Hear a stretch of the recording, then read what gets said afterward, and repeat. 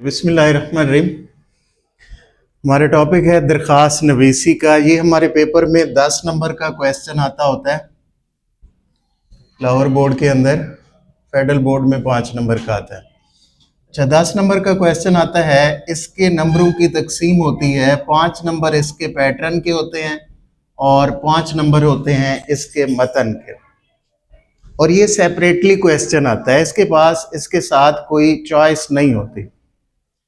या तो दरखास्त आती है हमारे पास बोर्ड में, या फिर रसीद आती है, कोई एक आता है, हमने वो अटेम्प्ट करना होता है। अब इसमें चॉइस नहीं होती। 10 नंबर का ये क्वेश्चन है तो नंबरों की तकसीम होती है। 5 नंबर होते हैं इसके पैटर्न के और 5 नंबर होते हैं इसके मतन के। अब हमने ऊपर हेडिंग देनी है दरखास्त नवीसी की। कोई भी दरखास्त होगी, हेडिंग यही देंगे, दरखास्त नवीसी। नेक्स्ट हमने मुखातबा की लाइन लिखनी है। इसमें बाखिदमत जनाब, जो भी होगा, प्रिंसिपल के नाम लिख रहे हैं तो बाखिदमत जनाब प्रिंसिपल लिखेंगे। अगर हम पोस्ट मास्टर के नाम लिख रहे हैं तो बाखिदमत जनाब पोस्ट मास्टर लिखेंगे। हेल्थ ऑफिसर के नाम लिख रहे हैं तो बाखिदमत जनाब हेल्थ ऑफिसर लिखेंगे। और आगे फिर हमने उसका एड्रेस मेंशन करना है, जैसे ये जनरल पोस्ट ऑफिस है या फिर गवर्नमेंट डिग्री कॉलेज है, अगर प्रिंसिपल के नाम लिख रहे हैं तो। और फिर हमने प्रॉपर एड्रेस मेंशन ही करना, जगह का नाम नहीं लिखना, उसकी जगह पे अलिफ बे जीम या कोई से 3 हर्फ लिखने हैं आपने। अब इसमें देखिए हमने किन चीज़ों का ख्याल रखना है। पहले नंबर पे हमने जनाब लिखा है तो आगे साहब नहीं लिखेंगे, इस चीज़ का ख्याल रखना है। दूसरा, यहाँ पे आपने जगह मेंशन नहीं करनी। और तीसरी गलती ये कि आपने शुरू से स्टार्ट लेना है तो आपकी ये वर्डिंग यहाँ पे आके ख़त्म होना चाहिए। ऐसा ना हो कि लाइन ख़त्म होगी, आपकी वर्डिंग बाकी थी, आपने ऊपर लिख दी, नीचे लिख दी या नेक्स्ट लाइन के स्टार्ट में लिख दी। हर सूरत में इसका एक नंबर होता है, वो कट जाना है। तो इसमें गलती की कोई गुंजाइश नहीं है। बेहतर तरीका ये है कि आप ये स्टार्टिंग वाली बॉर्डर लाइन पहले लगा लें और फिर लिखना स्टार्ट कर दें, तो जहां तक ये वर्डिंग खत्म होगी फिर ये बॉर्डर लाइन बाद में लगा लें, ताकि आपका ये नंबर सेव हो जाए, कटे ना। साहब नहीं लिखेंगे, जनाब लिखेंगे तो जनाब लिखेंगे। अगर जनाब नहीं लिखा फिर साहब लिख लें। कोई एक चीज लिखनी है, दोनों सेम मीनिंग वाले हैं। एड्रेस में जगह का नाम नहीं लिखेंगे, इसकी जगह पे कोई 3 हर्फ लिखने हैं। लास्ट में कुछ भी नहीं लिखना, कोई अलामत नहीं लगानी। अब हरूफ के दरमियान में आपने डैश की अलामत लगानी है। ये 1 नंबर का है।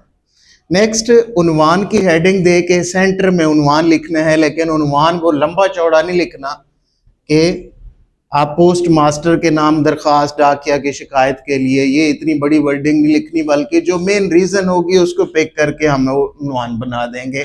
डाकिया की शिकायत है तो वो लिख दिया, फीस माफ़ी है तो फीस माफ़ी जस्ट लिख दिया, दोबारा दाखिले के लिए है तो जस्ट दोबारा दाखिला लिख दिया, बस। नेक्स्ट हमने जनाब आली लिखना है।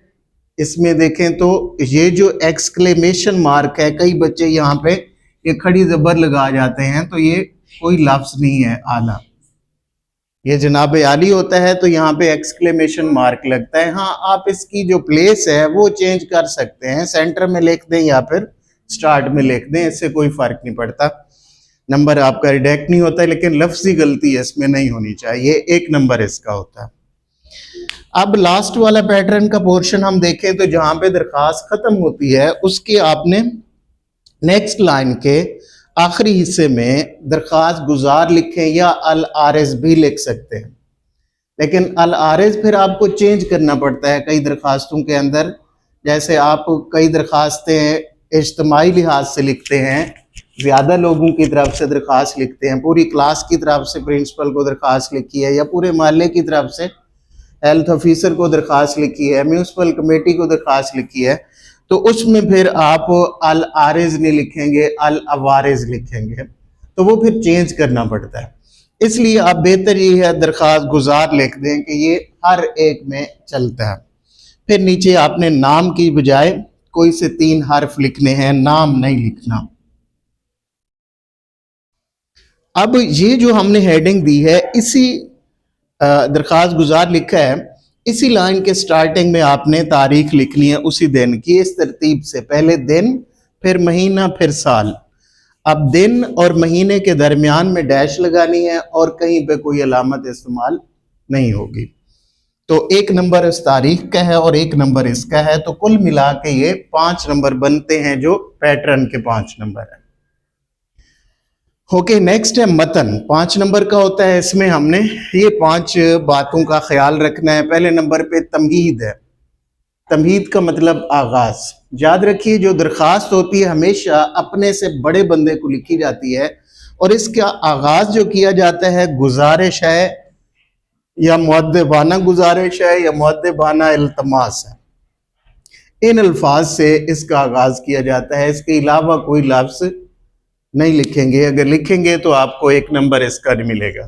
तो दरख्वास्त का जो आगाज है वो गुजारिश है, मुअद्दिबाना गुजारिश है या मुअद्दिबाना इल्तमास है। इन 3 में से किसी एक लफ्ज से आगाज इसका करेंगे। नेक्स्ट दूसरा पॉइंट है नफ्स मजमून या मुद्दा निगारी। अब जिस मकसद के लिए हम दरख्वास्त लिख रहे हैं वो हमारा नफ्स मजमून कहलाता है।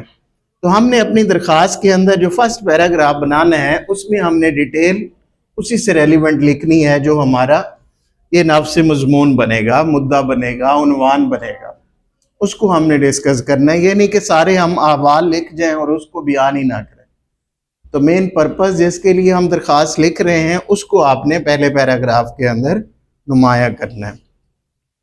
नेक्स्ट तीसरा पॉइंट है इसके अंदर एहसन पैराबंदी, कि आप पैराग्राफ खूबसूरत करके बनाएंगे। इसमें पैराग्राफ के हमने 3 उसूल पढ़े थे। पहला उसूल ये था कि आप स्टार्टिंग में 2 लफ्ज की जगह छोड़ते हैं। जब भी पैराग्राफ बनाना हो तो स्टार्टिंग में 2 लफ्ज की जगह छोड़ के पैराग्राफ शुरू करते हैं। ये पहला उसूल है पैराग्राफ का।